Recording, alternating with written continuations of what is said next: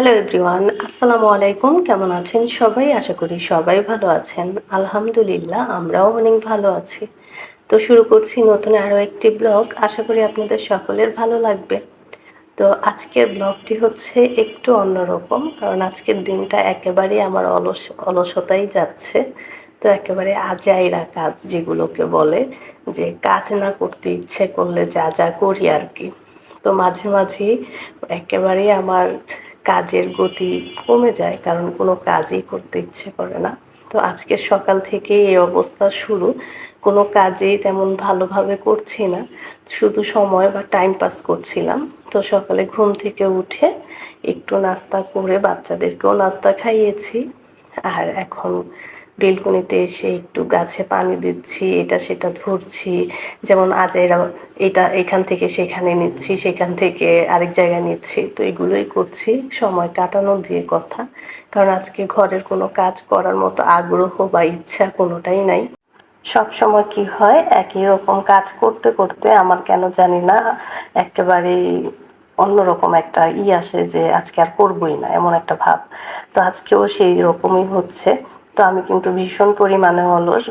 ঘর সংসারের কাজ তো করতেই হয়, তারপরও মাঝে মাঝে একেবারে অলসের মতো কোনো কিছুই করতে ইচ্ছে করে না। তো আজকের দিনটাও আমার সেই রকম। তো বসে বসে সকালে তো অলরেডি নাস্তা করা শেষ, গাছে পানি দিয়ে এসে এখন তরমুজ কাটছি। বাচ্চা আর আমি মিলে খাবো আর টেলিভিশন দেখবো। তো এরকমই হয় আমার সাথে। আর আজকে কয়েকদিন যাবৎ শরীরটাও তেমন একটা ভালো না। তো আজকে ভাবলাম যে ঘরের কাজ থেকে একটু ছুটি নিয়ে নেই। তো সবসময় তো কাজ করি, মাঝে মাঝে নিজেকেও একটু নিজের কথাও চিন্তা করতে হয়। তো ঘরের যে কাজগুলো নাকি না করলেই নয়, সেই কাজগুলো তো করতেই হয়। তারপরও রান্না বান্না এগুলো আজকে তো আমি করবই না, কারণ রান্না করাটা হচ্ছে ঘরের সবচেয়ে বড় একটা কাজ। তো এই তো তরমুজ খেয়ে এখন বিছানাটাকে ঝাড়ছি। তো যেটা বলছিলাম, যে আজকে যেহেতু রান্না বান্না নেই, শুধু ভাত রান্না করব। আর বাকি কাজগুলো, বাকি রান্নাগুলো কালকে যা রান্না করেছি সেগুলো ছিল। তো এগুলো বাচ্চারা খাবে দুপুরবেলা। কিন্তু বাচ্চারা কিন্তু এমনিতেও অনেক খুশি, যেহেতু আজকে আমি রান্না করছি না, পুরোটা সময় ওদের সাথে কাটিয়ে দেব। তো শুধু ঘরের বিছানাপাটি ঝেড়ে ঘরটা ঝাড়ু দিয়ে দেব, তাছাড়া আর ঘরের কোনো কাজও করব না। আর অলরেডি চুলায় ভাত বসিয়েছি, তো ভাত হতে হতে আমি আমার এই বিছানা আর ঘর ঝাড়ু দিয়ে দেব। তো আমি হচ্ছি ঘরের সবার ছোট। তো আমার বাকি দুই বোন আমার মতো না, ওরা দুই বোন ভীষণ পরিমাণে খুবই কাজ করতে পারে ঘরের। তো আমি কিন্তু ওদের থেকে একেবারেই বিপরীত ঘরের কাজ কামে। তো আগে তো জানতামই না, তারপরও বিয়ের পর এখন অনেকটাই শিখেছি। তো আমার আপুদের মতো তো একেবারেই হতে পারিনি, তারপরও আস্তে আস্তে কিন্তু এখন ঘরের অনেক কাজ করতে শিখে গেছি। তো এখন যতটা করি, আগে তো তার এক কোনাও করতাম না। তো মাঝে মাঝে এই অভ্যাসটা চলে আসে, তখন কি করি, একেবারেই বসে পড়ি যে করবই না কোনো কিছু। তো যাই হোক, ঘরের কাজ কাম সব করা শেষ, এখন রান্নাঘরে এসেছি। তো ভাতটা তো যেহেতু চুলায় দিচ্ছি, তো ভাবলাম যে পাশে চুলার সাইডগুলোকেও মুছে দিই। এই যে এখন কাজ করতে করতে যেহেতু আমার অভ্যাস হয়ে গেছে, তো একটু এলোমেলো দেখলে করে ফেলি। তো চুলাটাও মুছে ফেলেছি, আর ভাতটাও হচ্ছিল চুলায়। তো ওর বাবা আজকে বলেছে যে আমাদের নিয়ে বাহিরে যাবে, তো রাতে বাহিরেই খাবে, সেই কারণে আর তেমন একটা রান্নার ঝামেলাও করিনি।